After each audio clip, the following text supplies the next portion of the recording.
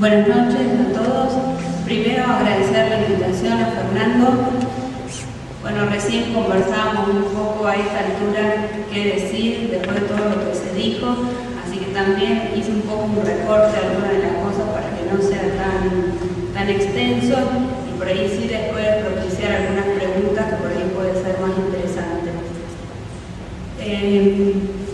Lo que traje para compartir son algunas reflexiones en torno a la memoria y después unos fragmentos literarios que ya les voy a comentar un poquito en función de qué los seleccioné. Bueno, algunas reflexiones sobre la memoria. Propongo pensar los aportes que Hugo Besetti hiciera a través de su libro Pasado y Presente, Guerra, Dictadura y Sociedad en la Argentina. Allí plantea que la memoria es una categoría inevitablemente unida a los modos de recuperación del pasado. Las representaciones, las imágenes, ideas y discursos son la materia misma de la memoria y la experiencia social. Se trata entonces de explorar y analizar las mismas. Y él va a utilizar dos imágenes o dos escenas para analizar y profundizar un poco en la reflexión. Estas dos escenas tienen que ver con el juicio a las juntas y el nunca más. A mí me interesa particularmente situar dos o tres cositas en relación a lo que él plantea respecto al juicio a las juntas, sobre todo en el marco de lo que estamos hablando, de los juicios que se están dando actualmente. Me parece que plantea como algunos ejes que permiten pensar la operación jurídica que por ahí nos sirve para pensar algo de lo actual. Respecto al juicio de la Junta, sostiene que ya no se trata de un simple acontecimiento, sino un precipitado que condensa un ciclo histórico en el momento preciso en que lo deja atrás. El juicio operó un cambio profundo en las significaciones de ese escenario anterior, hasta entonces entendido en base a la idea de enfrentamiento. Ya no guerra revolucionaria o antisubversiva, sino crímenes, donde más bien se trata de víctimas y victimarios. Se instalaba por primera vez en Argentina la idea, la evidencia puede decirse, de que los delitos perpetrados desde el Estado habían sido crímenes contra la humanidad. El autor señala que primero estuvo el reclamo por la verdad, es decir, el destino de las víctimas y la información sobre los crímenes. Después, pero no inmediatamente, la demanda de justicia que apuntaba a que los delitos cometidos desde el Estado no quedaran impunes. Y por último, el imperativo de memoria, es decir, la lucha contra formas históricas o institucionales de olvido o falsificación de lo sucedido.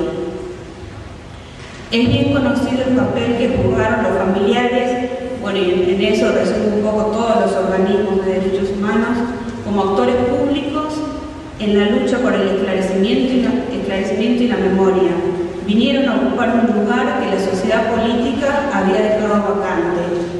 Ese cruce particular entre experiencia privada y lucha pública política plantea diversas cuestiones, entre ellas las que se refieren más directamente a lo que puede llamarse el futuro de la memoria, es decir, la transmisión de una experiencia a quienes no formaron parte de ella. En el tránsito a la democracia y la recuperación del Estado de Derecho, la acción y la autoridad de la ley, es decir, el juzgamiento efectivo de los responsables, se ha constituido en el sostén mayor de una operación propiamente rectificatoria del pasado. La memoria, en este sentido, no se separa de su función reparatoria. En nuestro país, entonces, la implantación de una nueva memoria de la dictadura quedó asociada fundamentalmente al restablecimiento del imperio de la ley, y dada la profundidad del daño y la magnitud de los crímenes de Estado, dada la reiterada irrupción ilegal de los militares en la vida de la República, la aplicación del castigo retroactivo por primera vez reforzó el efecto disuasivo de la ley y la hacía efectivamente vigente para los tiempos por venir. Ante todo, la puesta en escena social de la ley vino a caracterizar el crimen como tal. Sin esa preeminencia simbólica y sustantiva, no habría crímenes sino alternativas de una lucha política. o guerra, como se acostumbró a decir, situada por encima de la ley, que podía recurrir a términos neutralizados, como acción, ejecución, aniquilamiento, para eludir lo que en verdad era una generalizada tendencia a justificar el asesinato como una vía legítima de la práctica política. Frente a ello, la operación jurídica prometía la restitución de un fundamento en la ley, no solo como un límite negativo al retorno posible de la violencia y la impunidad, sino como un principio de una nueva alianza, que desde la rememoración de las víctimas proyectaba los cimientos de una reconstitución de la sociedad. De ahí la importancia de los testimonios en los juicios. Si bien hablan de una verdad en singular, vienen a decirnos de algo que nos pasó como sociedad. Dar testimonio no es solo volver a contar, es revivir, reactualizar, reeditar una situación extremadamente traumática que vuelve a afectar al testigo.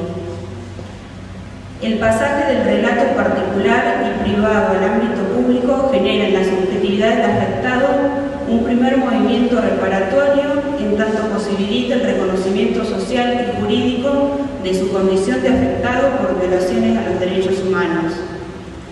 Este tránsito está vinculado al esclarecimiento de la verdad, la memoria y la justicia, rompiendo los efectos de desamparo y soledad que el horror y la ausencia de justicia generan.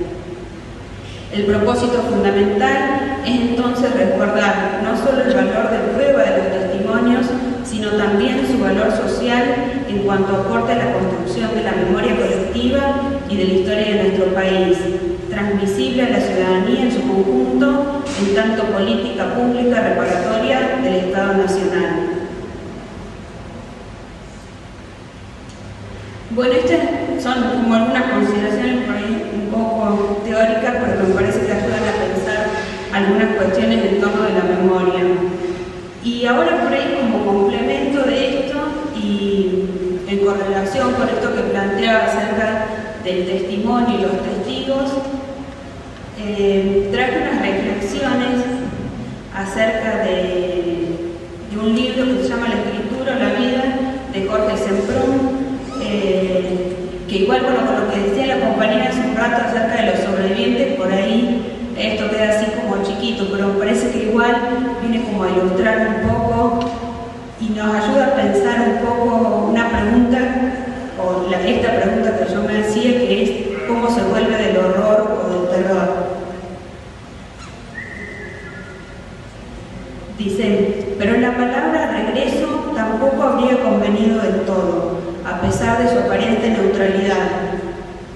Más aún, ¿había regresado a alguna parte, aquí o en otro lugar, a mi casa o donde fuera? La certidumbre de que no se había producido realmente ningún regreso, de que realmente no había regresado, de que una parte de mí esencial no regresaría jamás. Esta certidumbre se apoderaba a veces de mí, trastocando mi relación con el mundo, con mi propia vida. Por ahí, para aclarar un poco para los que no lo conocen, el escritor es sobreviviente de los campos de concentración nazi y después de mucho tiempo haber salido, bueno, puede empezar a escribir y lo hace de modo narrativo, literario. Otro fragmento dice: entonces, sin tenerlo premeditado, sin haberlo decidido, por así decirlo, si decisión había por mi parte, más bien era callar, empecé a hablar. Quizá porque Jean Deso no regresaría y había que hablar en su nombre, en nombre de su silencio, de todos los silencios, miles de gritos ahogados. Quizá porque los aparecidos tienen que hablar en el lugar de los desaparecidos, a veces los salvados en el lugar de los hundidos. Hablar en su nombre, en su silencio, para devolverles la palabra. El otro fragmento que elegí dice, había vuelto, estaba vivo. Jamás he comprendido a santo de qué habría que sentirse culpable de haber sobrevivido. Por lo demás, tampoco he sobrevivido realmente. Había atravesado la muerte. Esta había sido una experiencia de mi vida. Y por último, la pena que me embargaba no provenía de ningún sentimiento de culpabilidad. Es verdad, no había mérito alguno de haber sobrevivido, en estar indemne, al menos en apariencia. Los vivos no se diferenciaban de los muertos por ningún tipo de mérito. Ninguno de nosotros merecía vivir, ni tampoco morir. No había mérito alguno en estar vivo, tampoco lo habría habido en estar muerto. Habría podido sentirme culpable si hubiera pensado que otros merecían sobrevivir más que yo, pero sobrevivir no era una cuestión de mérito, era una cuestión de suerte, o de mala suerte según las opiniones de cada cual. Vivir dependía de cómo habían caído los dados, nada más. Por ahí el universo de los sobrevivientes es bastante heterogéneo, pero me parecía que nos ayudaba a pensar un poco esta pregunta que les decía hace un rato, que es esto, cómo se vuelve del horror, cómo se vuelve del terror. Por ahora nada más. Gracias.